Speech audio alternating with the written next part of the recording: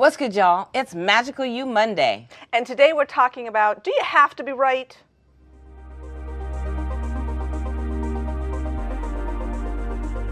Welcome to the Renegade Relationship Realists with Reverend Marquita Pierre McAllister and Rachel Dilling.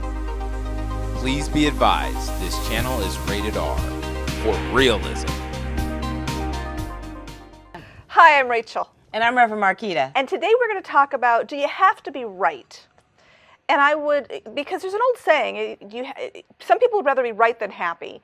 And they'll fight to the death to make their point that they are right. So guess what I found out about that? Tell me.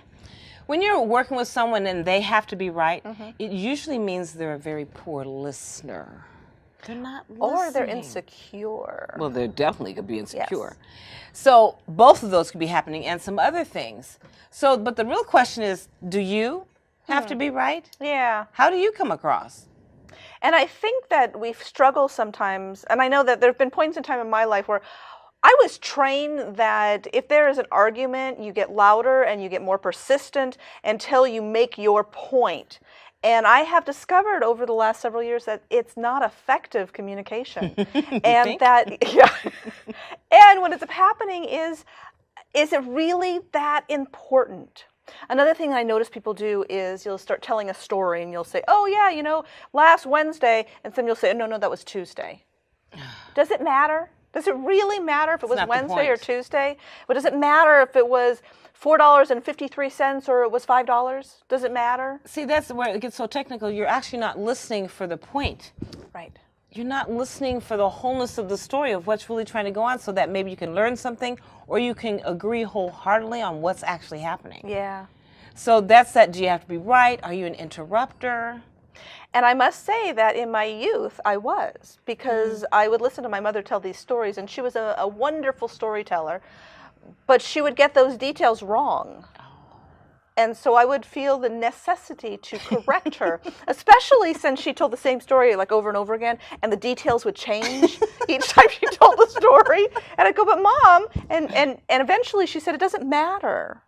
And it'd probably frustrate her. I'm sure I did on so many levels, but that's not the point either. The point is that I learned that I don't have to be right. It doesn't really matter, because what matters in life is connection. It matters that I make you feel valuable and loved. It doesn't matter if my idea of what needs to be said is said, if the details are correct. Or if my need to do what I need to do is so strong that I discount somebody else's need and invalidate them. So check out your behavior. When you're listening to someone, do you interrupt because they got the details wrong? Are you actually listening? Check out your own behavior. When you're talking, do you have to be right? Do you have to be right? Not anymore. I used to. But what I found is I found my match. And the person had to be right more than I had to be right. And what I noticed is argument. Yes. After argument, after argument. And it finally dawned on me, and this is why I said, even though I was trying to be right and the person was trying to be right, they weren't listening because they're trying to be right. I'm not listening. However, I caught it before they did, and I figured out what to do. When someone has to be right and you can't get your point across, stop talking. Stop talking and let them get it all out. And you wait. I know this is a little evil or whatever, but you wait. Manipulative, but in a good way. But in a good way, because and all you say after they're completely done is you say, okay, so what was my point? Because they haven't listened to you. They're so into being right. Right. So they have no idea what your point might have been because they've now run over you when they're talking. And I've been there, I understand. Do you acknowledge their point? And I would do that. Acknowledge their point first. Right. And then ask them, so what was my point? Which they will not be able to tell you. And then you can choose to actually go ahead and say your point, or what I did to make sure the person noticed the behavior pattern is I wouldn't tell them my point. And I go, you know what? That's okay. Let's just do it later. And I'd walk away, which irritated them. Oh, I'm sure, to no end. Was that manipulative or was that? But I was really trying to, if you're not going to, why do you keep talking when somebody does not want to hear you? That is a good point. So stop. Let them be heard. Say, okay, and we'll talk about mine later. I can't argue with that. So, do you have to be right? Where are you at on this scale? And the person that you're dealing with, if they always have to be right, think about ways to teach them without belittling them Be or careful. being mean to them. Yeah, be very careful with that. Because again, do you have to be right by proving them wrong? No, but you can let them be right and then keep your opinion to yourself. If you're dealing with someone who always wants to be right and they don't want your opinion at all, you might want to check that relationship out. That is a true statement. Let it go. Yes.